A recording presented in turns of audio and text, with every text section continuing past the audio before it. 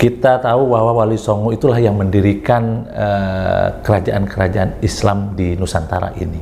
Ya. Dan Wali Songo menganggap pentingnya berpolitik karena dengan berpolitik itulah maka Islam lebih mudah menyebar dan peran-peran dan Wali Songo menganggap bahwa politik itu mampu digunakan untuk kesejahteraan dan kemakmuran rakyat. Ya, ya. Itu memang lagi apa ya? Lagi rame ya. Iya. Nasib. Kita berharap bahwa ini polemik segera berakhir. Bahwa Wahab melihat bahwa Wahabi itu ada di Mekah, sekarang itu Wahabi itu sudah ada di sini, Gus. Udah di depan mata kita. Udah di depan mata kita. Persoalan itu harus dijawab oleh kita, bukan dengan berteriak sebenarnya, Iya. kan. Tapi kita harus mampu menjawab itu semua dengan politik. Oke. Assalamualaikum warahmatullahi wabarakatuh. Waalaikumsalam warahmatullahi wabarakatuh. Pemirsa Padosa TV, kembali bersua bersama Yusuf Mares dan Gus Saifuddin. Beliau adalah Ketua PCNU Jakarta Pusat. Siap. Dan juga sebagai cucu dari pendiri NU, yaitu Mbah Wahab Hasbullah. Apa kabarnya, Gus? Alhamdulillah baik. Pak Yusuf mana? Baik, ya. Keliling terus kayaknya. Baik, pemirsa, sebentar lagi ini Hari Santri nih, Gus. Ya, Oktober ini ya. menarik Hari Santri. Hari Santri di era Jokowi, Presiden Jokowi diapresiasi karena santri memiliki peran penting dalam pembentukan bangsa ini. Ada yang bertanya, santri ya sudahlah santri, tidak usah ikut politik begitu, Gus. Nah, udah ngurusi masjid, ngurusi madrasah, udah di muadzin dan sebagainya. Nggak usah cawe-cawe politik. Nah, saya ingin mengelaborasi. Emang santri itu harus berpolitik, Gus? Harus, bahkan wajib. Wajib ya, oke. Harus dan wajib. Harus ya? dan Oke. wajib. Pertama tentu saya mengucapkan terima kasih kepada Presiden Jokowi yang telah mengapresiasi memberikan Hari Santri kepada kita. Tentu itu akan menjadi sebuah penghargaan yang besar kepada kita bahwa peran santri itu dihargai. Nah, kenapa saya mengatakan kita perlu wajib berpolitik? Bahwa santri ini adalah mewarisi perjuangan yang dilakukan oleh para Wali Songo. Okay. Kalau kita melihat sejarahnya, Wali Songo itu berpolitik. Kita tahu bahwa Wali Songo itulah yang mendirikan kerajaan-kerajaan Islam di Nusantara ini. Dan Wali Songo menganggap pentingnya berpolitik karena dengan berpolitik itulah maka Islam lebih mudah menyebar dan peran-peran dan Wali Songo menganggap bahwa politik itu mampu digunakan untuk kesejahteraan dan kemakmuran rakyat Nusantara waktu itu. Ya, setuju bahwa peran Wali Songo memang di dalam mengembangkan Islam, peran politik menjadi signifikan dan lebih cepat. Adanya kerajaan Demak, kemudian juga kerajaan Cirebon, Pasai dan sebagainya gitu. Betul. Oke, yang kedua gitu ya. Jadi santri itu harus berpolitik dan wajib ini hukumnya itu ya.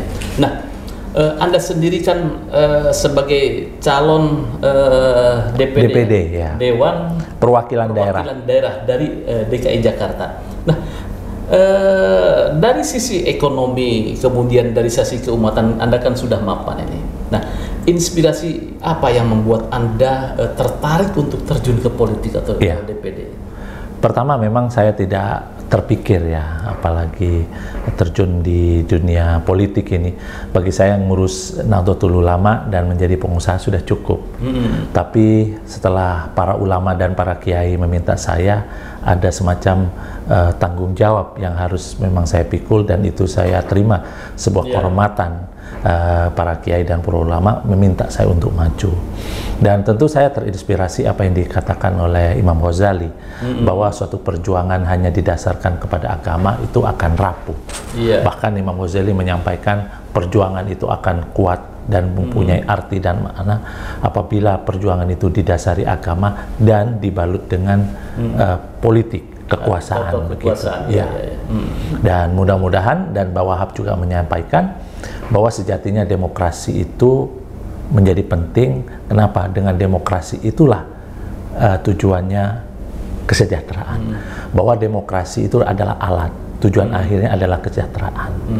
Sehingga saya berpikir alangkah indahnya kalau demokrasi ini atau politik ini diisi orang-orang soleh gitu kan, orang-orang santri, orang-orang baik, sehingga politik itu akan punya makna yang baik gitu. Kalau selama ini menyatakan bahwa politik itu kotor, karena memang orang-orang santri atau orang-orang baik, orang-orang soleh ini jauh dari politik. Nah, kalau diisi, saya akan merasa bahwa politik ini akan punya makna dan punya arti.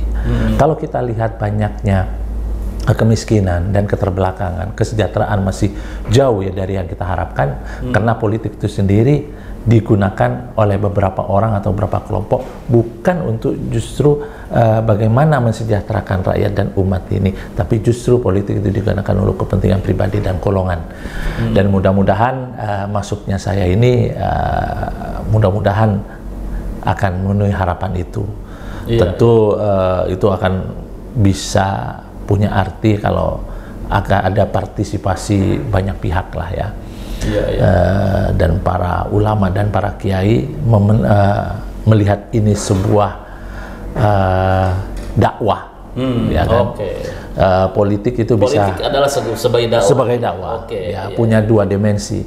Politik bisa tergantung adalah seperti politik itu ya seperti pisau, punya dimensi yang bermanfaat, punya dimensi yang membahayakan. Kan kalau kita tidak bisa menggunakan pisau itu dengan sebaik-baiknya, malah justru akan melukai atau bisa membunuh orang yang memegang itu, atau bisa membunuh orang lain. Tapi justru pisau atau kekuasaan itu mampu memberikan sebuah kesejahteraan, memberikan suatu kehidupan yang berkeadilan. Kalau politik itu benar-benar digunakan untuk dengan umat. Pemirsa, bahwasanya santri tadi garis merahnya saya menarik ini, bahwa politik konotasinya sering banyak korupsi gitu ya, kotor dan sebagainya, karena orang-orang soleh atau santri-santri itu tidak aware terhadap politik, atau perwakilan santri di situ adalah kecil. Betul. Gus Samsudin adalah salah satu santri dan juga cucu mantu dari Mbah Wahab, ingin melakukan kontribusi terhadap bangsa itu melalui jalur politik. Terus yang kedua, Gus itu ya, kalau kita lihat Nahdlatul Ulama sebetulnya apa yang dilandasi oleh Mbah Wahab itu, kakek Anda, bahwa Mbah Wahab kemudian Mbah Hasim mendirikan NU tidak lepas dari kepentingan politik global. Global. Anda setuju ya? Anda setuju atau bagaimana? Mungkin bisa mengelaborasi ini. Bahwa Mbah Wahab menginisiasi berdirinya Nahdlatul Ulama dan tentu direstui oleh Mbah Hasim adalah dalam rangka untuk memperjuangkan politik global, itu benar. Bahwa bagaimana Mbah Wahab sebelum berdirinya Nahdlatul Ulama itu diawali dengan Komite Hijaz, di mana waktu itu dunia sedang berubah dengan kekalahan Turki Utsmani dan bangkitnya Al Saud untuk menguasai Hijaz, sehingga ancaman kepada Ahlus Sunnah wal Jamaah yang dianut oleh warga Nahdlatul Ulama atau warga Islam Nusantara ini terancam. Pertama, terancamnya kebebasan bermadhab di Arab Saudi, di Mekah dan Madinah waktu itu. Terus kedua, penghancuran situs-situs Islam, sahabat dan Ahlul Bait, termasuk makam Rasulullah sendiri. Dan bagaimana kita lihat peran NU dalam Komite Hijaz itu sungguh sangat luar biasa. Kalau kita bisa saat ini menyaksikan makam dan kita bisa berziarah ke makam Rasulullah, kita harus berterima kasih kepada Nahdlatul Ulama. Luar biasa. Ini saya merinding itu kalau bicara peran dari Mbah Wahab, bagaimana Komite Hijaz, bagaimana Mbah Wahab melakukan konsolidasi politik yang dahsyat itu ya. sehingga waktu itu dan waktu itu belum ada PBB. Belum ada PBB, dan di situ istilahnya Mekah gitu ya. Itu tadinya Sunnah wal Jamaah, kerajaan Saudi atau Arab Saud mengganti istilah aliran yang menjadi Wahabi. Ini menjadi sebuah tantangan yang luar biasa. Betul. Ya pemirsa, kalau dulu Mbak Wahab melihat bahwa Wahabi itu ada di Mekah, sekarang itu Wahabi itu sudah ada di sini, Gus. Udah di depan mata kita. Udah di depan mata kita. Artinya Anda tertantang luar biasa ini untuk menghadapi betul. persoalan ini. Persoalan itu harus dijawab oleh kita, bukan dengan berteriak sebenarnya kan, tapi kita harus mampu menjawab itu semua dengan politik. Semestinya kalau kita ini adalah mayoritas secara jumlah penduduk, berarti kok harus punya korelasi kekuatan dan politik di parlemen atau di pemerintahan. Bagaimana kita mampu menjaga Indonesia, mampu menjaga Ahlussunnah wal Jamaah yang mayoritas ini, sementara kita tidak punya kekuasaan. Menjadi penonton. Jadi jawaban dan itu ada di tangan kita. Apakah kita mau menjadi penonton atau tamu di negeri sendiri, atau kita menjadi tuan rumah. Kenapa ini saya penting? Karena mayoritas kalau tidak punya kekuatan, maka akan sulit mampu mengatasi problem-problem yang ada gitu. Kita pasti menginginkanlah kita ini sebagai NU atau sebagai santri, kepemimpinan atau kekuasaan ini diisi oleh orang-orang soleh.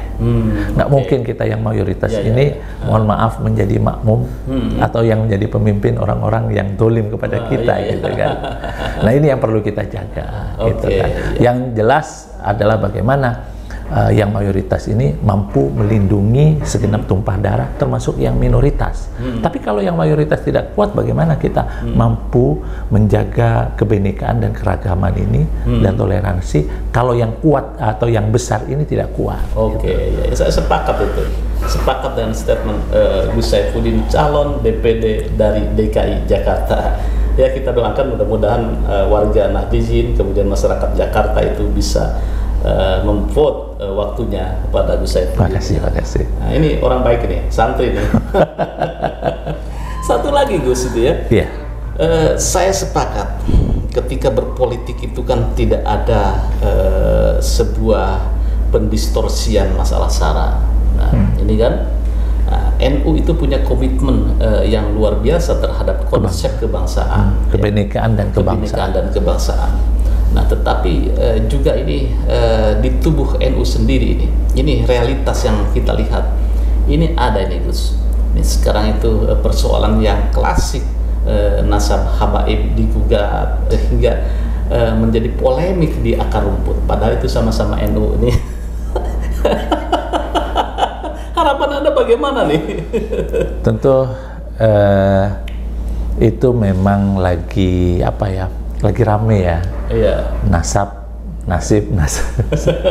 Kita berharap bahwa ini polemik segera berakhir lah. Tentu sebagai kajian ilmiah tetap silakan berjalan gitu kan. Karena di dalam kekuatan Islam dan Nahdlatul Ulama adalah keilmuan, dan keilmuan itu menjadi pondasi penting dalam ini.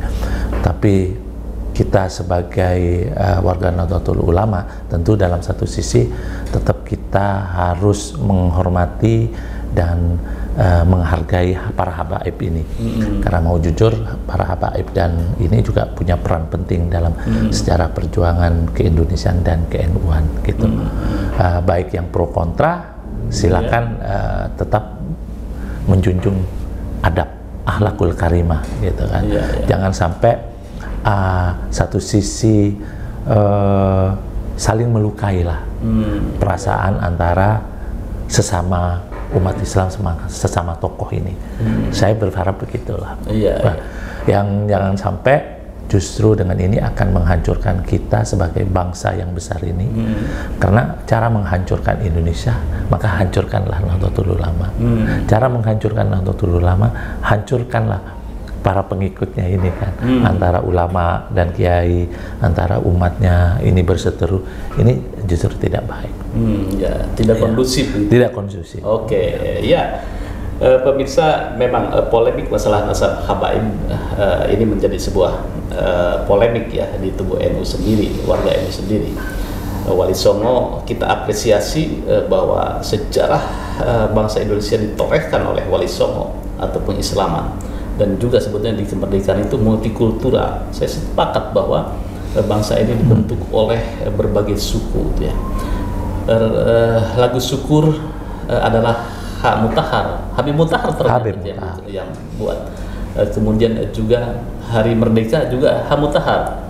Nah, beliau adalah seorang habaib yang tentunya kontribusi terhadap bangsa ini ada. Dan juga bagaimana Hari Santri 22 Oktober itu sebagai tonggak bagaimana terjadinya perlawanan bangsa Indonesia terhadap agresi militer Belanda dengan terkenal resolusi jihadnya Nahdlatul Ulama. Sungguh luar biasa itulah. Itu pembuktian bahwa santri soal nasionalisme jangan diragukan. Dan kontribusinya juga sangat luar biasa terhadap pada saat santri terpanggil untuk bumi negeri ini, maka tidak ada jawaban lain kecuali mereka akan mengatakan iya begitu, meski itu taruhan adalah nyawa dan raga gitu loh. Namun saat ini memang kaum santri ini, kaum sarungan masih agak, maaf aja, belum terakomodasi dari sisi politik dan ekonomi. Nah, ini yang perlu kita dorong gitu. Anda ingin memperjuangkan itu? Saya ingin perjuangkan politik kaum santri dan bagaimana peran santri itu terhadap pengembangan ekonomi. Oke, iya. Jadi mengubah bangsa ini, mengubah nasib bangsa ini atau nasib para santri dengan aktif sebagai sosok atau berkontribusi di ranah politik, yaitu di DPD. Saya sepakat ini. Jadi perjuangannya lagi tidak hanya bil lisan, tetapi aksi terhadap jantung perubahan atau jantung pemerintahan, itu menjadi salah satu aktor politik. Saya menginginkan begini, 5-10 tahun yang akan datang, santri harus mampu mentransformasi dirinya menjadi sebuah kekuatan yang penting di negeri ini untuk menjadikan Indonesia itu sejajar dengan negara-negara dunia. Kenapa perlunya kita mendesain mimpi kita, mimpi para santri ini? Ya sesungguhnya Allah sudah meminta kepada kita, Innallaha la yughayyiru ma biqaumin hatta yughayyiru ma bi anfusihim. Sesungguhnya Allah tidak akan merubah nasib suatu kaum kecuali mereka sendiri yang merubahnya. Bahwa dengan masuknya santri di politik adalah dalam rangka untuk mendesain mimpi para santri 5-10 yang akan datang seperti apa. Oke, ya. Terima kasih Gus. Saatnya nanti santri akan menjadi presiden. Nah, siapa tahu ini Gus Saifuddin nanti sebagai salah satu sosoknya. Pasti banyak santri-santri. Atau mungkin Caimin atau siapa lah, Ya, terima kasih pemirsa, bincang-bincang hangat dengan Gus Saifuddin, salah satu sedikit santri. Setelah para santri ini harus mampu mendesain dirinya seperti apa kan datang, yang paling penting harus punya keberanian untuk maju. Alhamdulillah banyak santri-santri yang sudah mulai maju, berani menyalonkan gubernur, bupati, presiden. Itu suatu langkah yang baik menurut saya. Nah, kalau melihat santri 5-10 tahun yang akan datang seperti apa, ya kita lihat santri-santri saat ini sudah mulai banyak masuk ke dalam dimensi bidang-bidang yang lainnya. Ini suatu luar yang biasa menurut saya. Santri jangan takut berpolitik.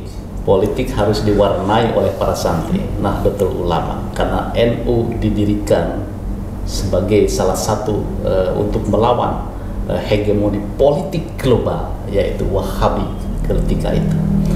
Terima kasih. Anda sepakat statement Gus Saifuddin atau ada kritikannya? Saya tunggu komentar. Waalaikumsalam warahmatullahi wabarakatuh.